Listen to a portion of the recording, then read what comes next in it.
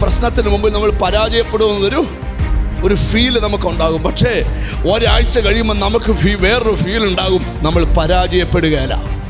അതിൻ്റെ കാരണം എന്താ? ഞങ്ങൾ കേട്ടതും കണ്ടതും ഒന്നുമല്ല നടക്കാൻ പോകുന്നത്. ഞങ്ങളുടെ നോട്ടം ഒരാളിലാണ്. എബ്രായർ 3:1 യേശുവിനെ ശ്രദ്ധിച്ചു നോക്ക്. എബ്രായർ 12:3 യേശുവിനെ നോക്ക്, കണ്ണ് പറിക്കരുത്, അവനെ നോക്ക്, അവനെ അനുഗമിക്ക. പത്രോസിൻ്റെ 1-ാം ലേഖനം 2-ാം അധ്യായത്തിൻ്റെ 21 മുതൽ 23 വരെയുള്ള വാക്യങ്ങളാണ്. വളരെ പരിചിതമായ വാക്യങ്ങളിൽ നിന്നുകൊണ്ടാണ് ഇന്ന് വചനം പറയാൻ പോകുന്നത്. പത്രോസിൻ്റെ 1-ാം ലേഖനം 2-ാം അധ്യായത്തിൻ്റെ 21-ാമത്തെ വാക്യം മുതൽ, ആ വാക്യത്തിൻ്റെ ആദ്യത്തെ ലൈൻ വിട്ടിട്ട് ക്രിസ്തു നിങ്ങൾക്ക് വേണ്ടി കഷ്ടം അനുഭവിച്ചു, അവിടെ തൊട്ട് നമുക്ക് വായിക്കാം. ക്രിസ്തു നിങ്ങൾക്ക് വേണ്ടി കഷ്ടം അനുഭവിച്ചു, നിങ്ങൾ അവൻ്റെ കാൽച്ചുവട് പിന്തുടരുവാൻ ഒരു മാതൃക വെച്ചേച്ചു പോയിരിക്കുന്നു. അവൻ പാപം ചെയ്തിട്ടില്ല, അവൻ്റെ വായിൽ വഞ്ചനയൊന്നും ഉണ്ടായിരുന്നില്ല. തന്നെ ശകാരിച്ചിട്ട് പകരം ശകാരിക്കാതെയും കഷ്ടം അനുഭവിച്ചിട്ട് ഭീഷണം പറയാതെയും ന്യായമായി വിധിക്കുന്നവന്റെ പക്കൽ കാര്യം ഫലമേൽപ്പിക്കാത്രേ ചെയ്തത്. മതി. യേശുക്രിസ്തുവിൻ്റെ ശിഷ്യവൃന്ദങ്ങളിൽ ഏറ്റവും അഗ്രഗണ്യനായ ഒരാളായിരുന്നു പത്രോസ് അപ്പോസ്തലൻ. അനുഭവങ്ങൾ കൊണ്ടും തൻ്റെ ജീവിത പരിചയങ്ങൾ കൊണ്ടും യേശുക്രിസ്തുവിനോടുകൂടെ നടന്നപ്പോൾ താൻ പ്രാപിച്ചതും താൻ അനുഭവിച്ചതുമൊക്കെ ശ്രേഷ്ഠകരമായിരുന്നു എന്ന് നമുക്ക് പഠിക്കുവാൻ കഴിയും. കർത്താവായ യേശുക്രിസ്തുവിന് 12 ശിഷ്യന്മാരുണ്ടായിരുന്നു, 70 ശിഷ്യന്മാരുണ്ടായിരുന്നു, 500 ശിഷ്യന്മാരുണ്ടായിരുന്നു. സ്തോത്രം. എന്നാൽ 12-നകത്ത് 3 പേർ വ്യത്യസ്തനായ കൂട്ടത്തിൽ, വ്യത്യസ്തനായ ആൾക്കാരുടെ കൂട്ടത്തിൽ ഒരാളായിരുന്നു പത്രോസ് അപ്പോസ്തലൻ. മറുരൂപ മലയുടെ നെറുകയിൽ കർത്താവ് പോയി കർത്താവിൻ്റെ തേജസ് വെളിപ്പെടുത്തിയ സമയത്ത് കർത്താവ് പത്രോസിനെ കൂടെ വിളിച്ചോണ്ടാ പോയി. യായിറോസിൻ്റെ കുഞ്ഞിനെ ഉയർപ്പിക്കാൻ പോയ സമയത്ത് സ്തോത്രം 9 പേരെ വെളിയിൽ നിർത്തി 3 പേരെയും കൊണ്ട് അകത്ത് കയറി പ്രാർത്ഥിക്കുമ്പോൾ ആ കൂട്ടത്തിൽ പത്രോസും ഉണ്ടായിരുന്നു. വേദപുസ്തകത്തിൽ പത്രോസിനോട് ഒരിക്കൽ കർത്താവ് ശിഷ്യന്മാരെയെല്ലാം വിളിച്ചിരുത്തിയിട്ട് ചോദിച്ചു, ഇത്രയുമൊക്കെ അത്ഭുതങ്ങളും ഇത്രയുമൊക്കെ വചനങ്ങൾ വെളിപ്പെട്ടിട്ടും ജനങ്ങൾ എന്നെ ആരെന്ന് പറയുന്നത് ചോദിച്ചു. ചിലർ പറഞ്ഞു യോഹന്നാൻ സ്നാപകനാണ്, ചിലർ പറയുന്നുണ്ട് ഏലിയാവാണ്, ചിലർ പറയുന്നുണ്ട് ഇരമ്യാവാണ്, ചിലർ പറയുന്നുണ്ട് പ്രവാചകന്മാരിൽ ഒരുത്തനാണ്. തിരിഞ്ഞ് കർത്താവ് ചോദിച്ചു, നിങ്ങൾ എന്നെക്കുറിച്ച് ആരെന്ന് പറയുന്നു? അവൻ പറയുക, നീ ജീവനുള്ള ദൈവത്തിൻ്റെ പുത്രനായ ക്രിസ്തുവാണ്. ഉടനെ പറയാ, ബെറയോനായ ശിമോനെ, ജഡരക്തങ്ങളല്ല സ്വർഗത്തിലെ ദൈവമാണ് നിനക്കിത് വെളിപ്പെടുത്തിയത്. വേദപുസ്തകത്തിൽ പത്രോസ് എടുത്തുചാട്ടക്കാരനാണ്. പത്രോസിൽ ചെറിയ ചെറിയ പിന്മാറ്റങ്ങൾ ഉണ്ടായിട്ടുണ്ട്.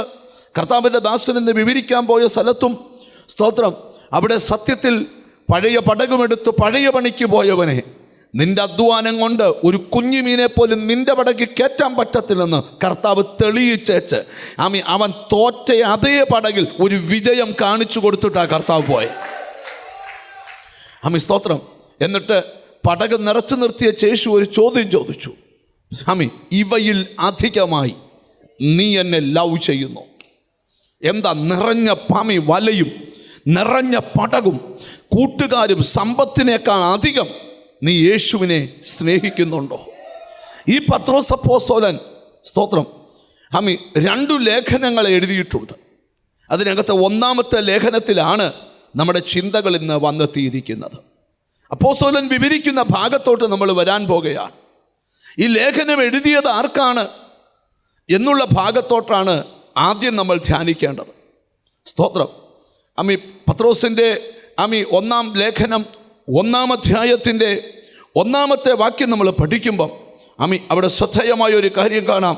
സ്തോത്രം. ആർക്കിത് എഴുതിയെന്നുണ്ട്? യേശുക്രിസ്തുവിന്റെ അപ്പോസ്തലനായ പത്രോസ് പൊന്തോസിലും ഗലാത്തിയിലും കപ്പദോക്കിയിലും ആസിയയിലും മിഥുനയിലും ചിതറിപ്പാർക്കുന്ന പരദേശികളും പിതാവായ ദൈവത്തിന്റെ മുന്നറിവിനൊത്തവണ്ണം ആത്മാവിന്റെ വിശുദ്ധീകരണം പ്രാപിച്ച് അനുസരണം കാണിപ്പാനും യേശുക്രിസ്തുവിന്റെ രക്തത്താൽ തളിക്കപ്പെടുവാനുമായി വൃതന്മാരായവർക്ക് എഴുതുന്നത് നിങ്ങൾക്ക് ഹല്ലേലൂയ. അപ്പോൾ പത്രോസ് അപ്പോസ്തലൻ എഴുതുന്നത് പൊന്തിയാസ്, ഗലാത്യ, കപ്പദോക്കിയ, ആസിയ, മിഥുന എന്നിവിടങ്ങളിൽ ചിതറിപ്പാർക്കുന്നവരും ക്രിസ്തുവിന്റെ രക്തത്താൽ തളിക്കപ്പെട്ടവരുമായ വൃതന്മാർക്ക് എഴുതിയൊരു ലേഖനമാണിത്. സ്തോത്രം. അത് എഴുതുവാനൊരു കാരണമുണ്ട്. അഗ്നിസമമായൊരു ശോധനയിലൂടെ അവർ കടന്നുപോയ സമയത്ത് പത്രോസ് അപ്പോസ്തലൻ ലേഖനം എഴുതി ഉറപ്പിക്കുക, നിങ്ങൾ പതറണ്ട, നിങ്ങൾക്ക് നല്ലൊരു മാതൃക വെച്ചിട്ടാ നിന്റെ യേശു പോയേക്കുന്നത്. അതാണ് പത്രോസ് അപ്പോസ്തലൻ വെളിപ്പെടുത്തുന്നത്. നമുക്ക് ഈ അധ്യായം നമ്മൾ പഠിക്കുമ്പം നമുക്ക് 2-ാം അധ്യായത്തിൽ സ്തോത്രം നമ്മൾ പഠിക്കേണ്ട കുറേ കാര്യങ്ങളുണ്ട്. അതെല്ലാം വിവരിക്കുവാനായിട്ട് സമയം അനുവദീനമല്ല.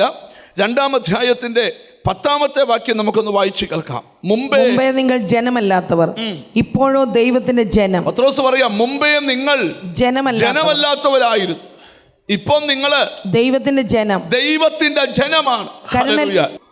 നമ്മുടെ ഇപ്പോഴത്തെ പദവി ദൈവമക്കൾ എന്നുള്ളതാണ്.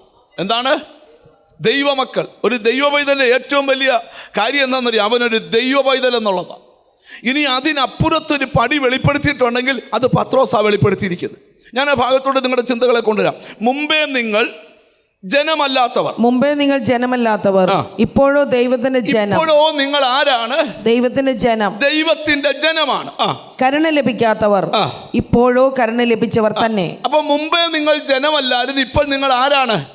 ദൈവത്തിന്റെ ജനമാണ്. ദൈവത്തിന് സ്തോത്രം. അതിന്റെ മുകളിലത്തെ വാക്യം കൂടെ 9-ാമത്തെ വാക്യം കൂടെ, നിങ്ങളോ അന്ധകാരത്തിൽ നിന്ന് തന്റെ അത്ഭുത പ്രകാശത്തിലേക്ക് നിങ്ങളെ വിളിച്ചവന്റെ സൽഗുണങ്ങൾ. നിങ്ങൾ ആരാന്നാ പറയുന്നത്? നിങ്ങളെ അന്ധകാരത്തിൽ നിന്ന് തന്റെ അത്ഭുത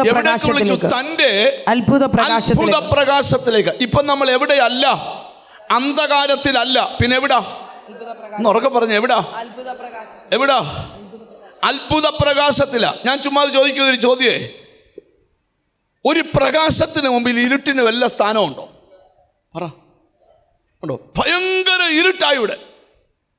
ഒരു 100 വോൾട്ടേജിന്റെ ബൾബ് കത്തിയാൽ മതി, ഇരുട്ട് പറയും ഞാൻ പോവാന്ന് പറയും. സ്തോത്രം.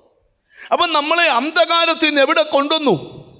സാധാരണ പ്രകാശമല്ല, അത്ഭുത പ്രകാശം. ഇത് അറിഞ്ഞു വേണം ദൈവമക്കൾ ജീവിക്കാൻ. ഏത് അന്ധകാരം ഉള്ളിടത്തും നിനക്ക് ജീവിക്കാം. കാരണം നിന്നെ ഇപ്പൊ ഇരുത്തിയിരിക്കുന്നത് അത്ഭുത പ്രകാശത്തിലാണ്.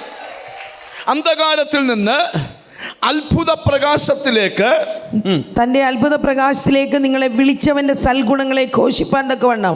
ഒരു കാര്യം അറിഞ്ഞോണം, നിങ്ങളെ വിളിച്ചവന്റെ സൽഗുണം, നല്ല ഗുണം ഘോഷിപ്പാൻ തക്കവണ്ണം നിങ്ങളെ ദൈവം തെരഞ്ഞെടുത്തതാ. ഒന്നുള്ള വായിച്ചേ. നിങ്ങളോ അന്ധകാരത്തിൽ നിന്ന് തന്റെ അത്ഭുത പ്രകാശത്തിലേക്ക് നിങ്ങളെ വിളിച്ചവന്റെ സൽഗുണങ്ങളെ ഘോഷിപ്പാൻ തക്കവണ്ണം തിരഞ്ഞെടുക്കപ്പെട്ട ഒരു ജാതിയും. അപ്പൊ ദൈവം നിങ്ങളെ തെരഞ്ഞെടുത്തിരിക്കുക. എന്തിനു വേണ്ടിയാ തെരഞ്ഞെടുത്തേ? സ്തോത്രം.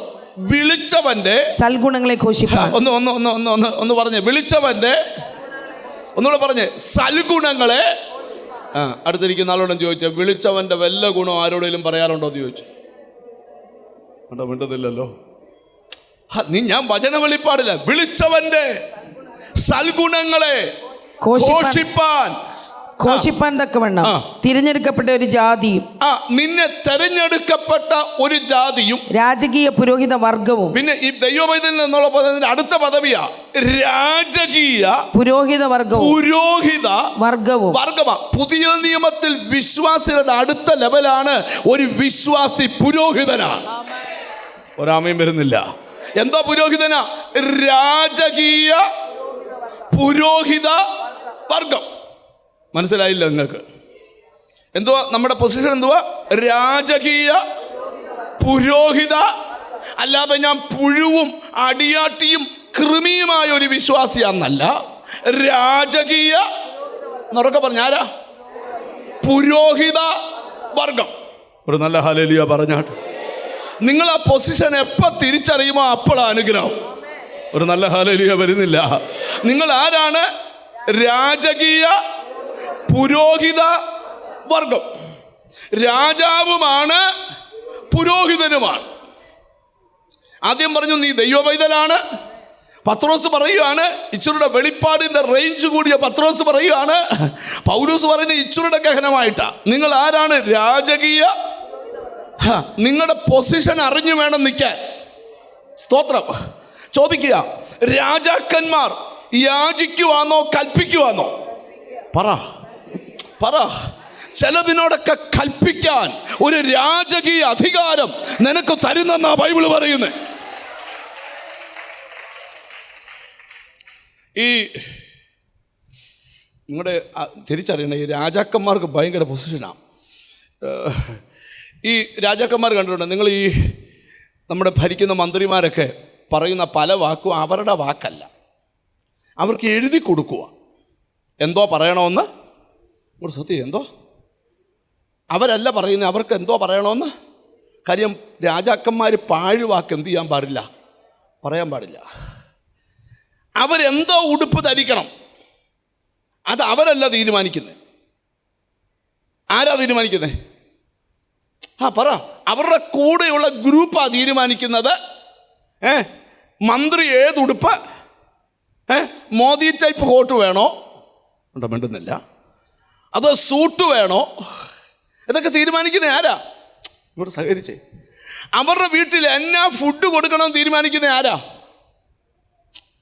അവരുടെ ഫുഡിൻ്റെ ടീമാ. രാജാക്കന്മാരെന്ന് പറഞ്ഞാൽ പദവി വേറെയാ. സ്തോത്രം. അവരുടെ ഓരോ മൂമെൻറ്റ്സും ഇങ്ങനെ വീഡിയോ എടുത്തോണ്ടി. അപ്പം നിങ്ങളൊക്കെ ആരാ ഒന്ന് പറഞ്ഞേ.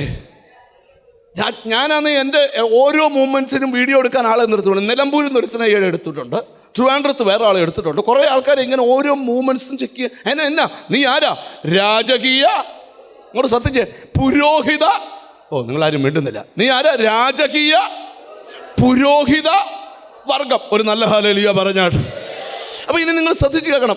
വിളിച്ചവൻ്റെ സൽഗുണങ്ങളെ ഘോഷിക്കാൻ എന്ന് പറഞ്ഞാൽ നിന്നെ വിളിച്ചവൻ്റെ നൽഗുണങ്ങളെ നീ പറഞ്ഞുകൊണ്ടിരിക്കണം. എത്ര പേര് അതിന് തയ്യാറാ? നിന്നെ രക്ഷിക്കപ്പെടാത്ത ഒരുത്തൻ്റെ അടുക്ക ചെന്നാൽ നിന്നെ വിളിച്ച ദൈവത്തിൻ്റെ സൽഗുണങ്ങളെ, ദൈവം നടത്തുന്നത് കണ്ടോ, ദൈവം പരിപാലിക്കുന്ന കണ്ടോ, ദൈവം സൂക്ഷിക്കുന്ന കണ്ടോ, ദൈവം അത്ഭുതം ചെയ്യുന്ന. ഹല്ലേലൂയ. തിരിച്ചറിഞ്ഞ് ദൈവത്തിന് സ്തോത്രം. ഇച്ചിരുടെ ഗഹനമായിട്ട് നമുക്ക് ദൂതിലോട്ട് പോകാം. ദൈവത്തിന് സ്തോത്രം. അപ്പം വിളിച്ചവന്റെ സൽഗുണങ്ങളെ ഘോഷിപ്പാൻ, വിളിച്ചവന്റെ സൽഗുണങ്ങളെ ഘോഷിപ്പാൻ തക്കവണ്ണം തിരഞ്ഞെടുക്കപ്പെട്ട ഒരു ജാതിയും രാജകീയ പുരോഹിത വർഗവും വിശുദ്ധ വംശവും സ്വന്തം ജനവുമാകും. ഒരു നല്ല ഹല്ലേലൂയ പറഞ്ഞാൽ. അപ്പം നമ്മൾ രാജകീയ പുരോഹിത വർഗമാണ്, വിശുദ്ധ വംശമാണ്, സ്വന്തം ജനം. ഇതാണ് ഒരു ദൈവപൈതന്റെ പദവി. ഇനി 2-ാം അധ്യായം 1-ാം വാക്യത്തിൽ പത്രോസ് വെളിപ്പെടുത്തുകയാണ്. ആകയാൽ സകല ദുഷ്ടതയും എല്ലാ ചതിവും വ്യാജഭാവവും അസൂയയും എല്ലാ നുണയും നീക്കിക്കളഞ്ഞ് ഇപ്പോൾ ജനിച്ച ശിശുക്കളെ പോലെ രക്ഷയ്ക്കായി വളരാൻ വചനമെന്ന മായമില്ലാത്ത പാൽ കുടിപ്പാൻ വാഞ്ചിപ്പീൻ. നമ്മൾ കുടിക്കാൻ വാഞ്ചിക്കണം. നിങ്ങൾ രക്ഷയ്ക്കായി വളരുവാൻ എന്ത് ചെയ്യണം? നിങ്ങൾ രക്ഷിക്കപ്പെട്ട മാത്രം പോരാ, വളരണം. നടത്തിരിക്കുന്ന ആളെ തൊട്ടേച്ച് പറ, കുറച്ചുകൂടെ വളരണമെന്ന് പറ. ഹല്ലേലൂയ. സ്തോത്രം. ബോൺവിറ്റ അടിച്ച് വണ്ണം വെക്കുന്ന കാര്യമല്ല പറയുന്നേ. ഹല്ലേലൂയ. ആത്മീകമായിട്ട് വളരണം. കുറച്ചുകൂടെ എന്ത് ചെയ്യണം? വളരണം. കുറച്ചുകൂടെ പക്വതയുള്ളവരാകണം, കുറച്ചുകൂടെ പരിജ്ഞാനമുള്ളവരാകണം, കുറച്ചുകൂടെ അഭിഷേകമുള്ളവരാകണം, കുറച്ചുകൂടെ വിശുദ്ധരാകണം, കുറച്ചുകൂടെ ദൈവകൃപ ഏറ്റെടുക്കണം. എത്ര പേര് അതിന് ആമീൻ പറയാൻ പറ്റും? ഹല്ലേലൂയ. ഞാൻ വാക്യത്തിലേക്ക് വരിക. ഇത് പത്രോസ് അപ്പോസ്തലൻ പറയും, ഇപ്പോൾ ജനിച്ച ശിശുക്കളെ പോലെ രക്ഷയ്ക്കായി വളരുവാൻ വചനമെന്ന പാൽ കുടിപ്പാൻ വാഞ്ചിപ്പീൻ. കർത്താവ് ദയാലു എന്ന് നിങ്ങൾ ആസ്വദിച്ചിട്ടുണ്ടല്ലോ. കർത്താവ് ദയാലുവെന്ന് നിങ്ങൾ ആസ്വദിച്ചിട്ടുണ്ടല്ലോ. മനുഷ്യർ തള്ളിയതെങ്കിലും ദൈവസന്നിധിയിൽ ശ്രേഷ്ഠവും മാന്യവുമായ ജീവനുള്ള കല്ലായ അവന്റെ അടുക്കൽ വന്നിട്ട് നിങ്ങളും ജീവനുള്ള കല്ലുകൾ എന്ന പോലെ ആത്മീക ഗ്രഹമായി യേശുക്രിസ്തു മുഖാന്തരം ദൈവത്തിന് പ്രസാദമുള്ള ആത്മീയ യാഗം കഴിപ്പാൻ തക്ക വിശുദ്ധ പുരോഹിത വർഗമാകേണ്ടതിന് പണിയപ്പെടുന്നു. അപ്പോൾ എന്തിനാ നിങ്ങളെ വിളിച്ചെന്നൊക്കെ ഇങ്ങനെ വെളിപ്പെടുത്തിക്കൊണ്ട് വന്നിട്ട് ഈ സഭ കടന്നുപോയ അഗ്നിശോധനയുടെ മുമ്പിൽ ഇവർ പതറാതിരിക്കാൻ ഇവരെ എഴുതി ഉറപ്പിക്കുക, ക്രിസ്തു കഷ്ടമനുഭവിച്ചു, നമുക്കൊരു നല്ല മാതൃക വെച്ചു പോയിരിക്കുന്നു. സ്തോത്രം. അതുകൊണ്ട് നിന്നെ നിന്ദിച്ചിട്ടും യേശുവിനെ നിന്ദിച്ചിട്ടും അവൻ തിരിച്ച് നിന്ദിച്ചില്ല, പീഡിപ്പിച്ചിട്ടും ഭീഷണിപ്പെടുത്തിയില്ല. വിശ്വസ്തനായ ദൈവത്തിങ്കൽ കാര്യങ്ങൾ പരമേൽപ്പിക്കുകയത്രയേ ചെയ്തത്. ഇന്ന് ഇവിടെ ഇരിക്കുന്ന ചിലരോട് ഞാൻ ദൂത് പറയാം, നിന്റെ ഏത് പ്രശ്നവും ദൈവത്തിൽ പരമേൽപ്പിക്കണം. അതാ ഇന്നത്തെ ദൂത്. ആർക്കും വിധിക്കാൻ കഴിയാത്തതുപോലെ വിധി പറയാൻ കഴിവുള്ള കർത്താവ് ഇന്ന് ഈ പ്രാർത്ഥനയ്ക്കകത്ത് വന്നിട്ടുണ്ട്. എത്ര പേർ തയ്യാറാണ്, ഞാൻ എൻ്റെ കാര്യം ദൈവകരങ്ങളിൽ പരമേൽപ്പിക്കും? എന്നോട് ദൈവം പറയുന്നൊരു സന്ദേശമുണ്ട്, പല വിഷയത്തിന്മേലും ഇന്ന് ദൈവത്തിന് വിടുതൽ തരാൻ ആഗ്രഹമുണ്ട്. അതെന്താണെന്ന് വെളിപ്പെടുത്തുന്ന ഭാഗത്തേക്കാണ് നമ്മുടെ ചിന്തകളെ വരുന്നത്. നമുക്ക് ഇച്ചിരിയുടെ ഗഹനമായിട്ട് ഈ സന്ദേശത്തിനകത്തോട്ട് ഇറങ്ങാം. ദൈവത്തിന് സ്തോത്രം. നമുക്ക് ആ വാക്യം പത്രോസിൻ്റെ 1-ാം ലേഖനം 2-ാം അധ്യായത്തിൻ്റെ 21-ാമത്തെ വാക്യം ഒരിക്കൽ കൂടെ നമുക്ക് വായിച്ചു കേൾക്കാം. ക്രിസ്തു നിങ്ങൾക്ക് വേണ്ടി കഷ്ടം അനുഭവിച്ചു, നിങ്ങൾ അവന്റെ കാൽച്ചുവട് പിന്തുടരുവാൻ. നിങ്ങൾക്ക് വേണ്ടി കഷ്ടം അനുഭവിച്ചു, നിങ്ങൾ അവന്റെ കാൽച്ചുവട് പിന്തുടരുവാൻ, നിങ്ങൾ അവന്റെ കാൽച്ചുവടുകളെ പിന്തുടരുവാൻ ഒരു മാതൃക വെച്ചേച്ചു പോയിരിക്കുന്നു. നല്ല മാതൃക ദൈവം എന്ത് ചെയ്തിരിക്കുക? വെച്ചേച്ചു പോയിരിക്കുക. അവനെ പിന്തുടരുവാൻ ഒരു നല്ല മാതൃക. ക്രിസ്തീയ ജീവിതത്തിൽ കഷ്ടമൊക്കെ ഉണ്ടെങ്കിലും അതിനെയൊക്കെ അതിജീവിക്കുന്നൊരു ദൈവകൃപ രക്ഷിക്കപ്പെട്ടവരുടെ മേലുണ്ട്. അത് തിരിച്ചറിയുന്ന എത്ര പേര് ഇതിനകത്തുണ്ട്? അത് ഇച്ചിരിയുടെ ഗഹനമായിട്ട് നമുക്കൊന്ന് ചിന്തിക്കാനായിട്ട് മുമ്പ് വചന വെളിപ്പാടിലോട്ട് പോകാം. ദൈവത്തിന് സ്തോത്രം. നിങ്ങൾ ശ്രദ്ധിക്കണം, ഈ ദൈവത്തെ അനുഗമിക്കുക എന്ന് പറഞ്ഞാൽ ഒരു ഈസിയായ കാര്യമല്ല. സ്തോത്രം. ദൈവത്തെ അനുഗമിക്കുക, ദൈവം വെച്ച കാൽച്ചുവടിലൂടെ ഒരാൾ യാത്ര ചെയ്യുക എന്ന് പറഞ്ഞാൽ അത് യഥാർത്ഥ ഒരാത്മീകൻ്റെ ലക്ഷണമാണ്. സ്തോത്രം. ശ്രദ്ധിക്കണം, മറ്റൊരാൾ ദൈവത്തിൻ്റെ കാൽച്ചുവടുകളിലാണോ എന്നല്ല നോക്കേണ്ടത്, നീ സ്വയം നോക്കണം. നീ ദൈവത്തിൻ്റെ കാൽച്ചുവടുകളിലാണോ? നിനക്കൊരു നല്ല മാതൃക വെച്ചിരിക്കുന്നു, നല്ലൊരു സിസ്റ്റം വെച്ചിരിക്കുന്നു. ആ മാതൃകയിലേക്ക് നീ വന്നാൽ നീ പരാജയപ്പെടുകയല്ല, നീ വിജയിക്കുക തന്നെ ചെയ്യും. ഈ വേദപുസ്തകത്തിലെ ഏറ്റവും വലിയൊരു ശബ്ദമാണ് കർത്താവ് പലരോട് പറഞ്ഞൊരു വാക്കാണ്, എന്നെ അനുഗമിക്കുക. എന്താണ്? ഒരു വാക്യം നമുക്ക് വായിച്ചുകൊണ്ട് ചിന്ത തുടങ്ങാം. മത്തായി സുവിശേഷം 9-ാം അധ്യായം 9-ാമത്തെ വാക്യം വായിച്ചിട്ട് നമ്മുടെ ധ്യാനം ആരംഭിക്കാം. മാത്യു ചാപ്റ്റർ 9:9 വായിച്ചു കേൾക്കാം. യേശു അവിടെ നിന്ന് പോകുമ്പോൾ മത്തായി എന്നു പേരുള്ള ഒരു മനുഷ്യൻ ചുങ്കസ്ഥലത്തിരിക്കുന്നത് കണ്ടു. എന്നെ അനുഗമിക്കുക എന്ന് അവനോട് പറഞ്ഞു. അവൻ എഴുന്നേറ്റ് അവനെ അനുഗമിച്ചു. മതി. കർത്താവ് ഒരു മനുഷ്യനോട് പറയുകയാണ്, എന്നെ അനുഗമിക്കുക. നാം ആരും വെറുതെ ദൈവത്തിൻ്റെ പുറകെ ഇറങ്ങിയതല്ല, ഒരു വിളി കേട്ടിറങ്ങിയതാണ്. ഒരു നല്ല ഹല്ലേലൂയ പറഞ്ഞാൽ എത്ര പേർക്ക് ഉറപ്പുണ്ട്? ഒരു വിളി കേട്ടിറങ്ങിയതാ. ഇന്ന് പകൽ നമ്മുടെ രക്ഷകൻ ദൈവമാണ്. എബ്രായ ലേഖനത്തിൽ വായിക്കുക, ആകയാൽ നാമും സാക്ഷികളുടെ ഇത്ര വലിയൊരു സമൂഹം നമുക്ക് ചുറ്റും നിൽക്കുന്നത് കൊണ്ട് സകല ഭാരവും മുറുകെ പറ്റുന്ന പാപവും വിട്ട് നമുക്ക് മുമ്പിൽ വെച്ചിരിക്കുന്ന ഓട്ടം സ്ഥിരതയോടെ ഓടുക. അടുത്ത പദം, വിശ്വാസത്തിൻ്റെ നായകനും പൂർത്തി വരുത്തുന്നവനുമായ യേശുവിനെ നോക്കുക. നോക്കാനൊരാളുണ്ട്, തോക്കാത്ത ഒരാൾ, തോറ്റിട്ടില്ലാത്തയാൾ, തോൽവി കാണാത്തയാൾ. അവൻ്റെ പേരാ യേശു. ഓ ഹല്ലേലൂയ. ലോകത്തിന് യേശുവിനെ അറിയത്തില്ല, പക്ഷെ പ്രാർത്ഥിക്കുന്ന നിനക്ക് യേശുവിനെ അറിയാം. ലോകം മുഴുവൻ നീ പരാജയപ്പെടുമെന്ന് പറഞ്ഞാലും പ്രാർത്ഥിക്കുന്ന നിന്നോടാ ദൂത്, നീ പരാജയപ്പെടുകയില്ല. കാരണം നിനക്ക് മുമ്പിൽ യേശുവുണ്ട്. മനസ്സിലായ ഒരു ദൈവത്തിന് സ്തോത്രം ചെയ്യുക. നിങ്ങൾക്ക് ചിലപ്പോൾ ഉണ്ടായിട്ടില്ലേ, നമ്മൾ പരാജയപ്പെടുമെന്നൊരു ഫീല് ചിലപ്പോൾ നമുക്ക് വരും. ഉണ്ടായിട്ടുണ്ടോ? ചില പ്രശ്നത്തിന് മുമ്പിൽ നമ്മൾ പരാജയപ്പെടുമെന്നൊരു ഫീല് നമുക്കുണ്ടാകും. പക്ഷേ ഒരാഴ്ച കഴിയുമ്പോൾ നമുക്ക് വേറൊരു ഫീൽ ഉണ്ടാകും, നമ്മൾ പരാജയപ്പെടുകയില്ല.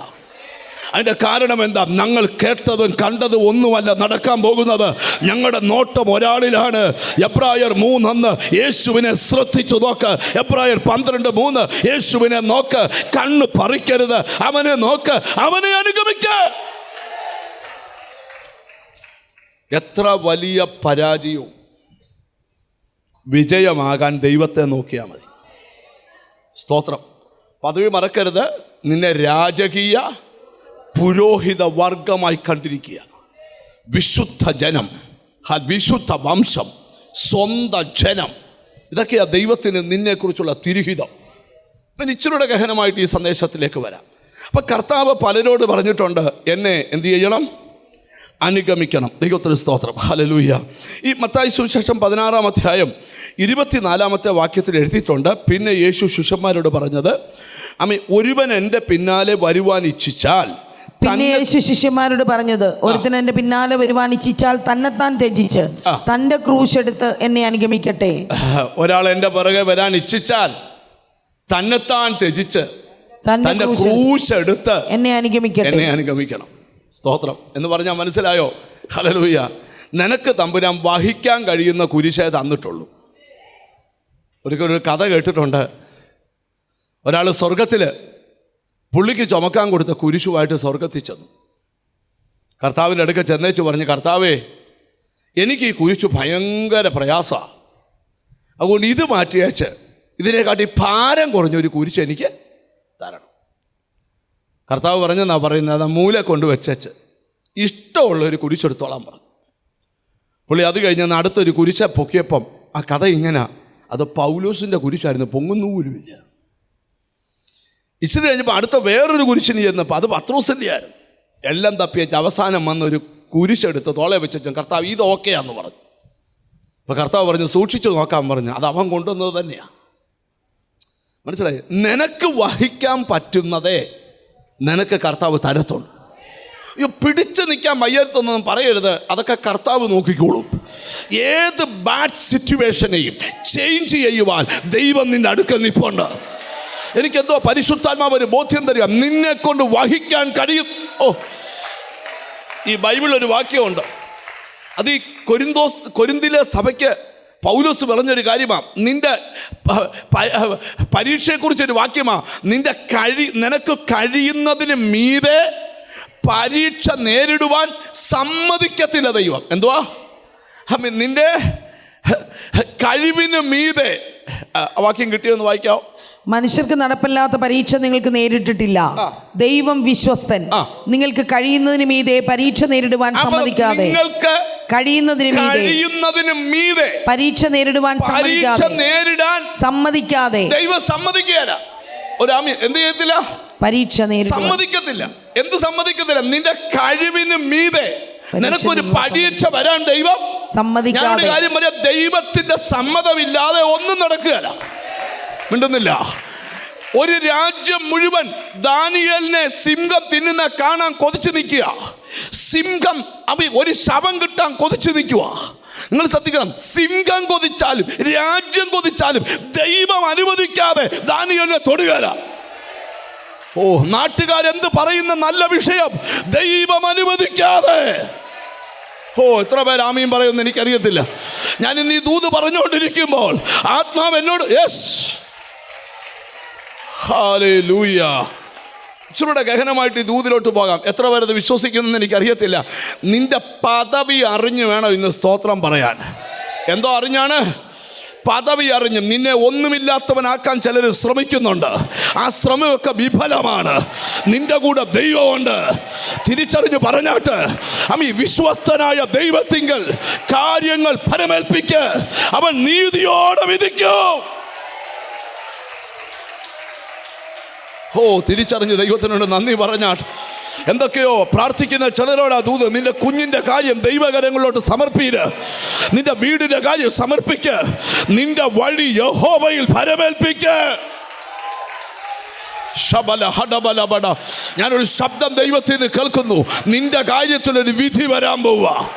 നിന്റെ കാര്യത്തിൽ യെസ്, നിന്റെ വീടിനെ നോക്കി പുച്ഛിച്ച ചിലരുടെ മുമ്പിൽ, നിന്ദിച്ച ചിലരുടെ മുമ്പിൽ, നിന്നെ തകർക്കുവാൻ എഴുന്നേറ്റ ചിലരുടെ മുമ്പിൽ ന്യായമായി വിധിക്കാൻ കഴിവ്.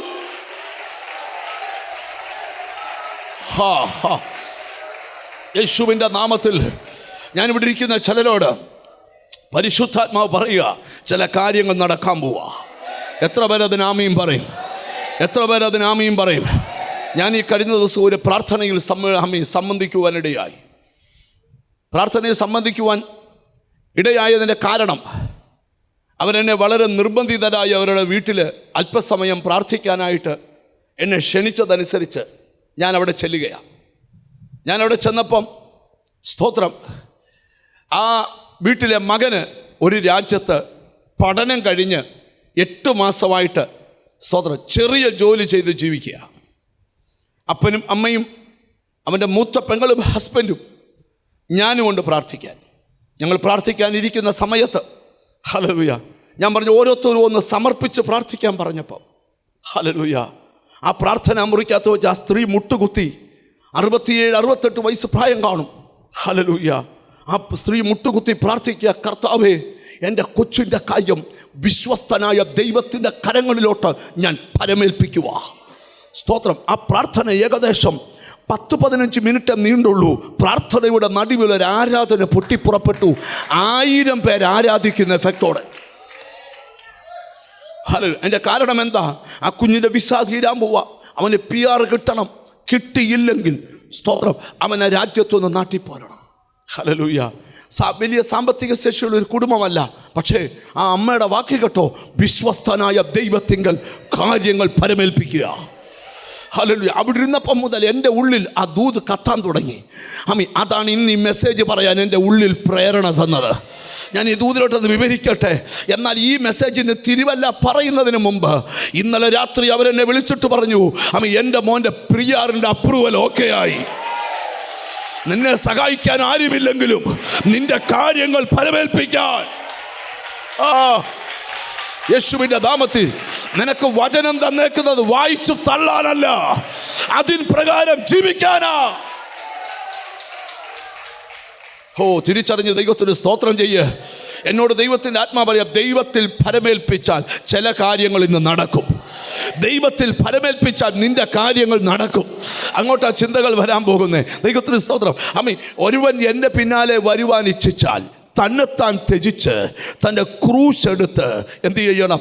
എന്നെ അനുഗമിക്കണം. ദൈവത്തിന് സ്തോത്രം. അടുത്തൊരു ഭാഗം കൂടെ നിങ്ങളുടെ മനസ്സിലോട്ട് ഞാൻ കൊണ്ടുവരട്ടെ. യോഹന്നാൻ്റെ സുവിശേഷം 8-ാം അധ്യായം 12-ാം വാക്യത്തിൽ യേശു പഠിപ്പിക്കുന്ന മറ്റൊരു ചിന്തയോടെ നമുക്കൊന്ന് ധ്യാനിക്കാം. ഹല്ലേലൂയ.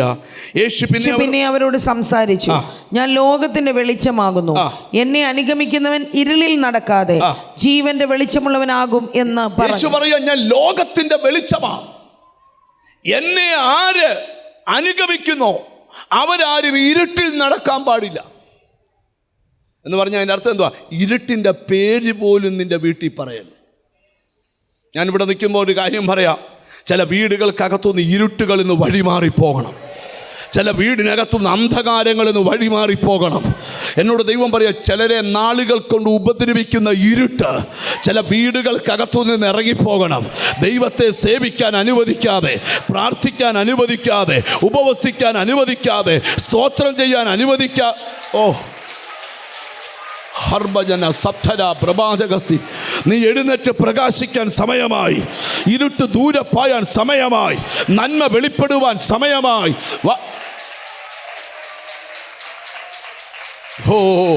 ചിലരുടെ പാതയിൽ കിടക്കുന്ന ഇരുട്ടുകൾ വഴിമാറുകയാണ്. നിന്നെ മുന്നോട്ട് വിടാതെ നിന്റെ ഭാവി ഇരുട്ടിൽ ബന്ധിച്ചിട്ടിരിക്കുവാണെങ്കിൽ ഇന്ന് യേശുവിൻ്റെ ആത്മാവ് പറയുകയാണ്, നിന്റെ കുടുംബത്തിനകത്തുനിന്ന് ആ ഇരുട്ട് തന്നെ ഇറങ്ങിപ്പോകുകയാ.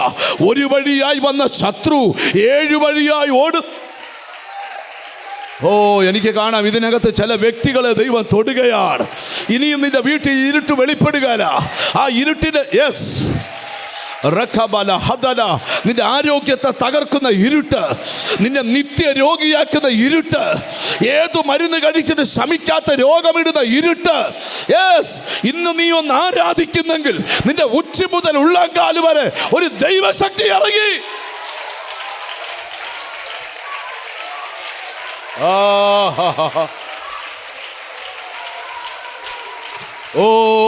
നന്ദി കർത്താവേ.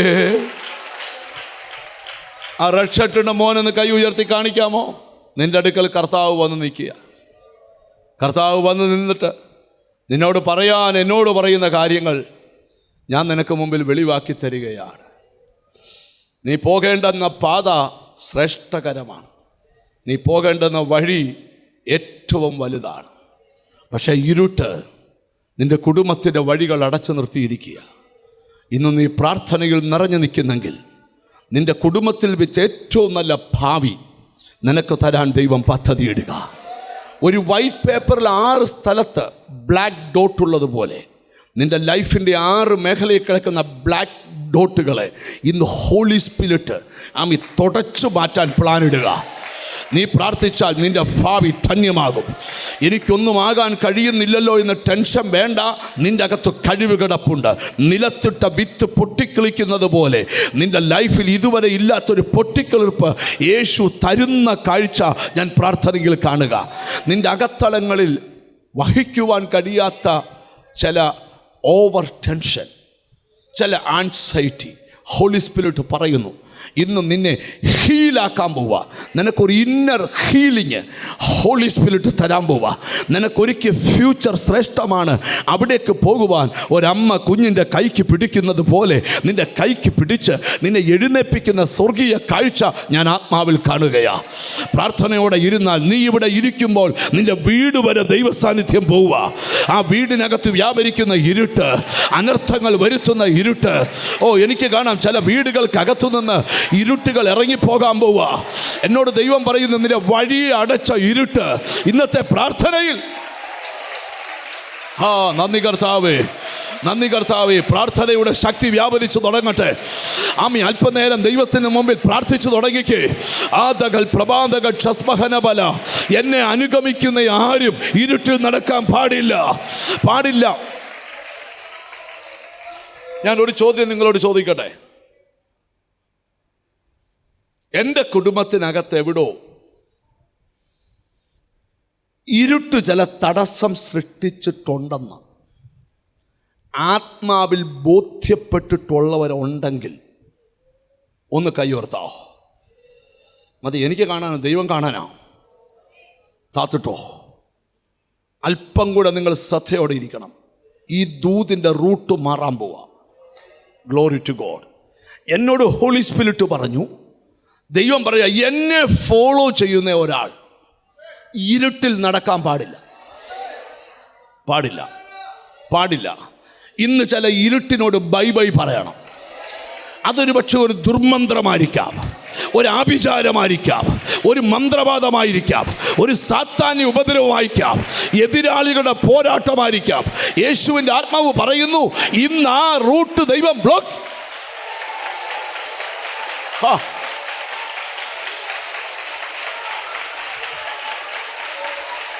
ഒരു വിടുതൽ ഏറ്റെടുത്തേ, ഒരു വിടുതൽ ഏറ്റെടുത്തേ. യെസ്, ചില ശരീരങ്ങളിൽ നിന്ന് ഫ്രീ ആകും, ചില മനസ്സുകളിൽ നിന്ന് ഫ്രീ.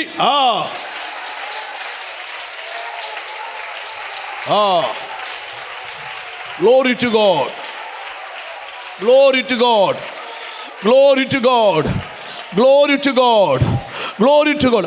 ആ ബ്രദർ ഒന്ന് എഴുന്നേറ്റ് നിൽക്കാവോ? റോസ് ഷർട്ട് ഇട്ട ബ്രദർ ആന്ന് പറയാൻ വേണ്ടിയാ എന്നോട് ഹോളി സ്പിരിറ്റ് പറയുന്നു. നിന്റെ ജീവിതത്തിൻ്റെ മുമ്പിൽ നിന്ന് വലിയ കല്ല് ദൂതന്മാർ കല്ലറയുടെ മുമ്പിൽ നിന്ന് ഉരുട്ടി മാറ്റിയ പോലെ നിനക്ക് മുമ്പിൽ സൃഷ്ടിക്കപ്പെട്ട തടസ്സങ്ങൾ ഇന്ന് ദൈവദൂതന്മാർ ഉരുട്ടി മാറ്റി നിന്റെ റൂട്ട് ക്ലിയർ ചെയ്യുന്ന കാഴ്ച. നിന്റെ വീട് ഒരു അത്ഭുതത്തിൻ്റെ ഭവനമാക്കി മാറ്റാൻ കർത്താവിന് ആഗ്രഹമുണ്ട്. അല്പം കൂടെ വിശുദ്ധിയിൽ പ്രാർത്ഥിച്ചോ, അല്പം കൂടെ വിശുദ്ധിയിൽ സ്തുതിച്ചോ, അല്പം കൂടെ വിശുദ്ധിയിൽ മുന്നോട്ട് പോയിക്കോ. വലിയ കാര്യം. എനിക്കെന്തോ ഹല്ലേലൂയ. ആ വെള്ള ലൈൻ ഷർട്ടിട്ട ബ്രദറോടൊന്ന് കൈവക്കാവോ? കൈവക്കിയാൽ മതി. ചിലരൊക്കെ ഒരിക്കലും രക്ഷപ്പെടത്തില്ലെന്നൊക്കെ പറഞ്ഞാലും ദൈവം ഒരാളെ രക്ഷപ്പെടുത്താൻ തീരുമാനിച്ചാൽ അയാൾ രക്ഷപ്പെട്ടിരിക്കും. ഒന്നുകൂടെ ഞാൻ പറയാം, ചിലർ രക്ഷപ്പെടത്തില്ലെന്ന് ചിലരൊക്കെ പറഞ്ഞാലും ദൈവം ഒരാളെ രക്ഷപ്പെടുത്താൻ തീരുമാനിച്ചാൽ അയാൾ നിശ്ചയമായി രക്ഷപ്പെട്ടിരിക്കും. നിന്റെ തലയ്ക്ക് മുകളിൽ ഞാൻ റെഡ് അക്ഷരത്തിൽ എഴുതി കാണിക്കുക, ദൈവം നീ രക്ഷപ്പെടും, നീ രക്ഷപ്പെടും. കൈവിട്ടുപോയ സകല സൗഭാഗ്യവും തിരിച്ചു നിന്നിലേക്ക് വരും.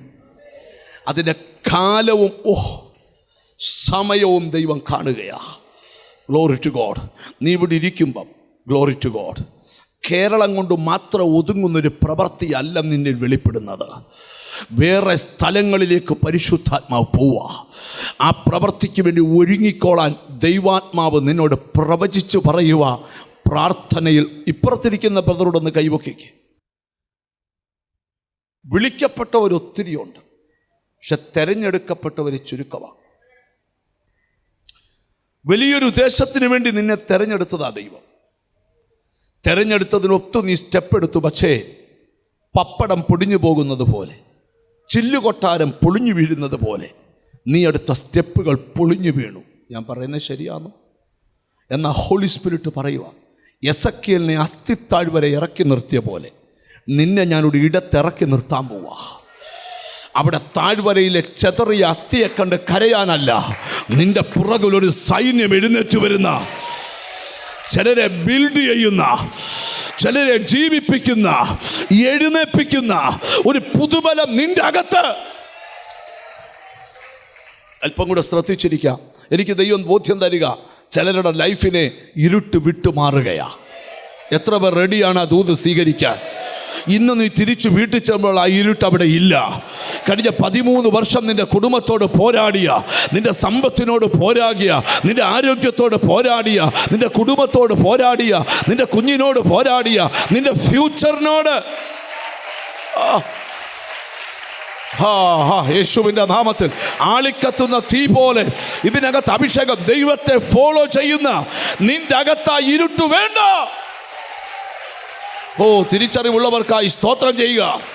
എനിക്ക് കാണാം, ഇന്നിവിടെ നീ സ്തോത്രം ചെയ്തുകൊണ്ടിരിക്കുമ്പോൾ നിനക്ക് ദൈവം എഴുതിയിട്ട ദിവസങ്ങൾ, നിനക്ക് ദൈവം വിടുവിക്കാൻ പദ്ധതിയിട്ട നാളുകൾ അടുത്തു വരുന്നതിന് മുമ്പ് നിന്റെ കൂടാരത്തിനകത്ത് ശത്രു കൊണ്ടിട്ട ഇരുട്ട്, അന്ധകാരം ഭൂമിയെ മൂടുന്നു, കൂരിട്ട് ജാതികളെ മൂടുന്നു. പക്ഷേ നിന്റെ മേലെ യഹോവ ഉദിക്കുന്നു. അതുകൊണ്ട് ഉറങ്ങുന്നവരെ ഉണർന്ന്, മരിച്ചവർ ഇടന്ന് എഴുന്നേൽക്കുക. ക്രിസ്തു നിന്റെ മേൽ. എനിക്കറിയത്തില്ല, ആരാധന തീരുന്നതിന് മുമ്പ് റബലബടബന നിന്റെ ഉച്ചി മുതൽ ഉള്ളംകാല് വരെ അസ്ഥി മഞ്ചകളിൽ, നാഡീ നരമ്പുകളിൽ അഹരോന്റെ തലയിൽ ഒഴിച്ച് അഭിഷേക തൈലം അത് താടി വഴി ഒഴുകി. കണ്ടോ കണ്ടോ കണ്ടോ കണ്ടോ? യേശുവിന്റെ നാമത്തിൽ, യേശുവിന്റെ നാമത്തിൽ ഇതിനകത്തൊരു രാജകീയ അഭിഷേകം. അപ്പുറത്തും ഇപ്പുറത്തും ഇരിക്കുന്ന ആളെ നോക്കരുത്. നിന്റെ തലയിൽ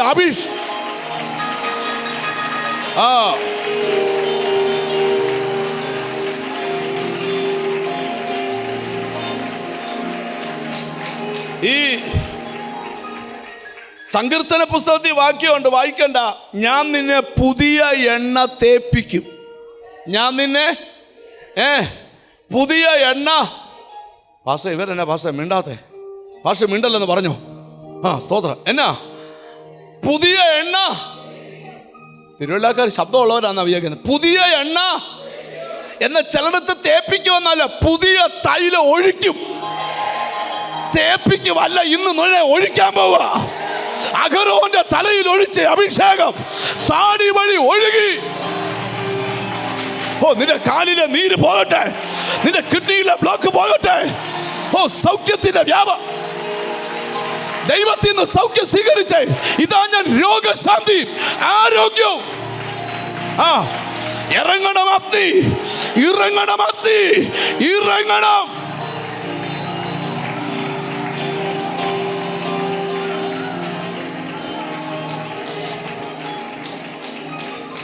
Glory to God. എനിക്ക് ദൈവം ഒരു ഉറപ്പ് തരാം, ഇന്ന് ചിലർക്ക് വിടുതല. ഒന്നുകൂടെ പറയാം, വിടുതല. നിന്റെ വഴിയെ കല്ലുകൊണ്ട് അടച്ചവര്, ഇരുട്ടുകൊണ്ട് അടച്ചവര്, നന്മയെ അടച്ചവര്, ദൈവം പറയാ അത് ഉരുട്ടി മാറ്റാൻ പോവുക. നിന്ന ഉരുട്ടി കളയുന്ന പോലെ. കേട്ടോ, ചിലരുടെ മേൽ അഭിഷേകം ഒഴിക്കുക ദൈവം. ബാബാ ബാബാ ബാബാ ബാബാ ബാ. യെസ്, യേശുവിന്റെ നാമത്തിൽ, യേശുവിന്റെ നാമത്തിൽ ഇന്ന് മീറ്റിംഗ് തീരുന്നതിന് മുമ്പ് നിന്നെ മുഴുവൻ അഭിഷേകം ചെയ്യുക ദൈവം. നിന്റെ വായിലൊരു അഭിഷേകം, നിന്റെ അധരത്തിലൊരു അഭിഷേകം. യെസ്.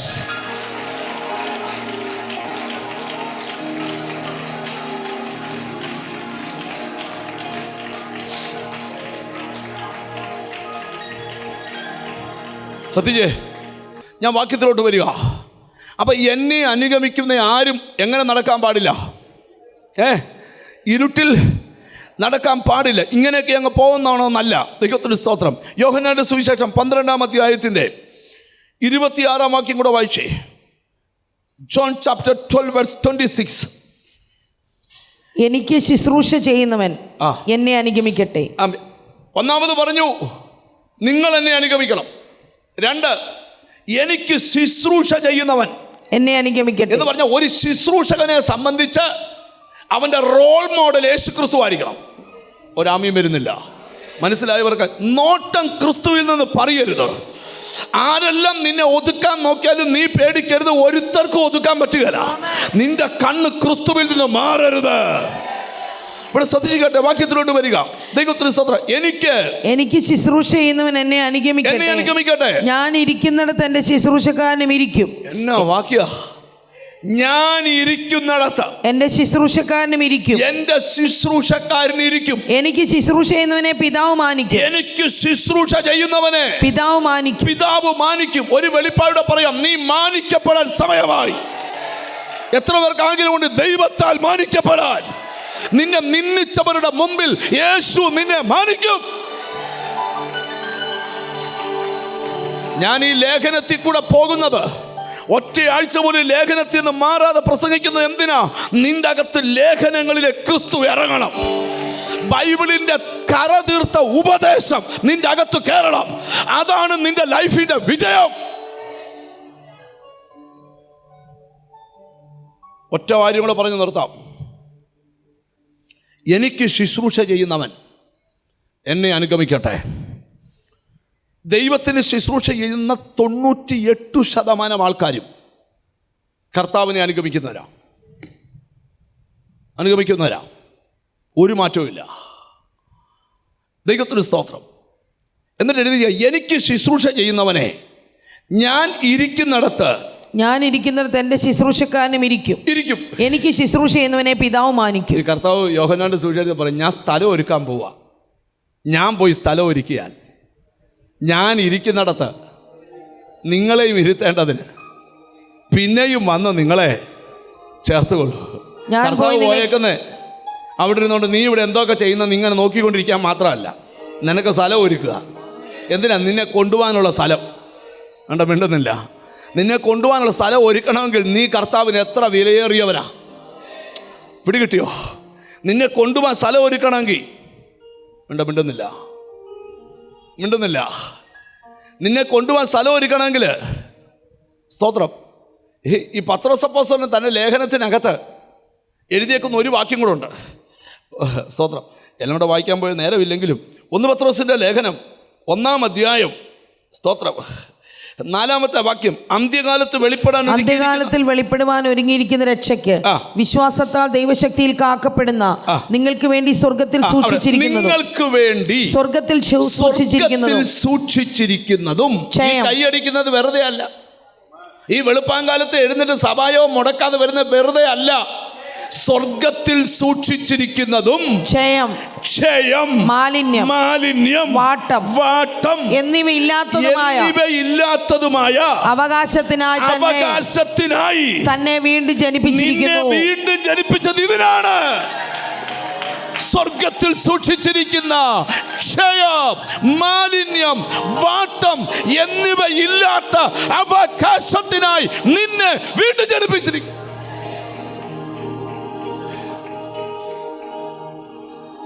എന്തിനാടാ മണ്ടച്ചാരേ നീ ആ കൈയടിക്കുന്നവന്മാരുടെ ഇടയിൽ ചെന്ന് കയറിയത്? പറയട്ടെ ഉത്തരം. ക്ഷയം, മാലിന്യം, വാട്ടം എന്നിവയില്ലാത്ത അവകാശത്തിനായി ഞാൻ വീണ്ടും ജനിച്ചതാ. ഹല്ലേലൂയ. ഇത് 6 അടി മണ്ണിൽ ഒടുങ്ങി തീരത്തില്ല. കർത്താവ് തൻ ഗംഭീരനാദത്തോടും പ്രധാന ദൂതന്റെ ശബ്ദത്തോടും ദൈവത്തിന്റെ കാഹളത്തോടും സ്വർഗത്തിൽ ഇറങ്ങി വരുമ്പോൾ ക്രിസ്തുവിൽ മരിച്ചവർ മുന്നമേ ഉയർക്കും. ജീവനോടിരിക്കുന്ന നാം രൂപാന്തരപ്പെടും.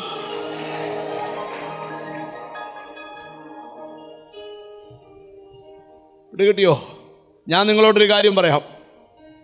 പ്രാർത്ഥിച്ച് കാറ് വാങ്ങിക്കാൻ ഒരു പ്രയാസവുമില്ല.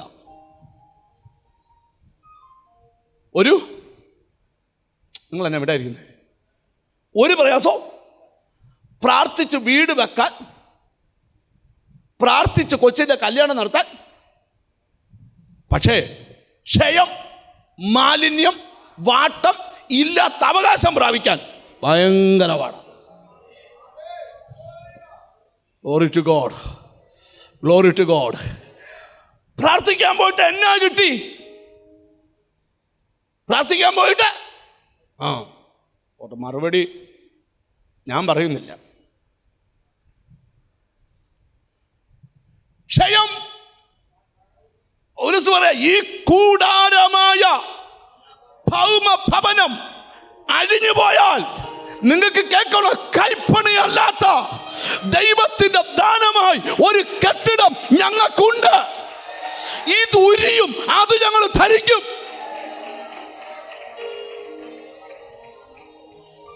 എല്ലാം മനസ്സിലായി വരുന്നോ? ഇത് ചുമ്മാതെ ആരാണ്ട് പ്രാർത്ഥിച്ചപ്പോൾ മൂക്കിപ്പായനം, കല്ലുവേദനയും ഹാർട്ടിൻ്റെ ബ്ലോക്കും പോയോണ്ട് കൈയടിക്കാൻ വന്ന് കയറിയതല്ല. ഈ വചനത്തിൻ്റെ റെവലേഷൻ പിടികിട്ടിയോണ്ടാ. ഇത് വചനത്തിൻ്റെ റെവലേഷൻ പിടികിട്ടിയോണ്ടാ. എൻ്റെ വീട്ടുകാർക്ക് പിടികിട്ടത്തില്ല. കാരണം പിതാവ് ആകർഷിക്കാതെ ആരും പുത്രൻ്റെ അടുക്കൽ വരികയില്ല. ചിലക്ക് പറയില്ല, പ്രാർത്ഥിക്കാൻ പോകുന്നതൊക്കെ കൊള്ളാം, അവിടെ നിന്നും കൂടി പോകരുത്. ഒരാമയും വരുന്നില്ല. ഞാൻ പോയിക്കൊണ്ടിരുന്ന പള്ളിയിൽ പിണങ്ങൊന്നും ചെയ്യരുത്. ഞങ്ങളുടെ പള്ളിയിലെ കുറച്ച് അച്ചായന്മാർ ശബരിമലയ്ക്ക് പോയി. ശബരിമലയ്ക്ക് പോയി. ആ ആഴ്ച ഞങ്ങളുടെ അച്ഛൻ പ്രസംഗിച്ചു. എവിടെ പോയാലും കുഴപ്പമില്ല, പെന്തിക്കോസി മാത്രം. കാരണം അവിടെ പോയാലും കൊല്ലത്തിലൊന്ന് പോയാലും ഇങ്ങ് വരുമല്ലോ. ഇവിടെ ചെന്നാൽ ഇവൻ ഇത് മനസ്സിലാവും. ഈ ജനലക്ഷങ്ങൾ ആകർഷിക്കപ്പെടാൻ കാരണം ഒരു പ്രസംഗകന്റെ വാക്ചാതുര്യമല്ല. ഇത് വായിച്ചപ്പോൾ തെളിവായി എഴുതിയിരിക്കുക, ക്ഷയം, വാട്ടം, മാലിന്യം എന്നിവയില്ലാത്ത അവകാശത്തിനായി നമ്മെ വീണ്ടും ജനിപ്പിച്ചു.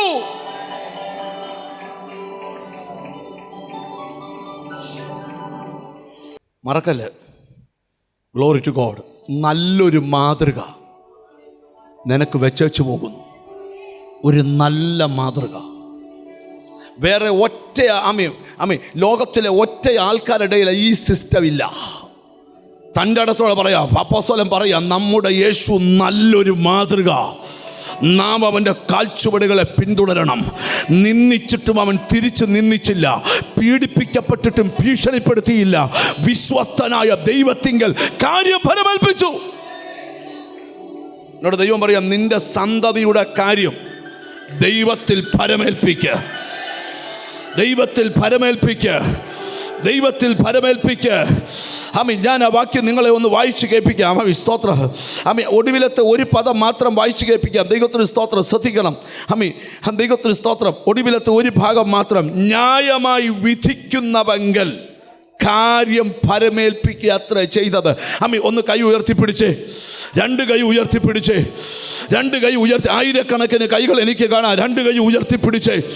എന്നിട്ട് ഒന്ന് വാ തുറന്ന് പറഞ്ഞ്, എൻ്റെ കാര്യം ന്യായമായി വിധിക്കുന്നവങ്കൽ ഞാൻ ഫലമേൽപ്പിക്കുന്നു. ഒന്നുകൂടെ പറഞ്ഞ, എൻ്റെ കാര്യം. ശബ്ദം ഉയർത്തി പറഞ്ഞേ, ശബ്ദം ഉയർത്തി പറഞ്ഞേ, എൻ്റെ കാര്യം ന്യായമായി വിധിക്കുന്നവൻ്റെ കരങ്ങളിൽ ഞാൻ ഫലമേൽപ്പിക്കുക. ഇതൊരു റിസൾട്ടിൻ്റെ മന്ത, റിസൾട്ടിൻ്റെ വീക്ക, റിസൾട്ടിൻ്റെ ഡേയാ. നിന്റെ കാര്യം യേശുവിൻ്റെ നാമത്തിൽ ദൈവകരങ്ങളിൽ ഫലമേൽപ്പിക്ക, ഫലമേൽപ്പിക്ക.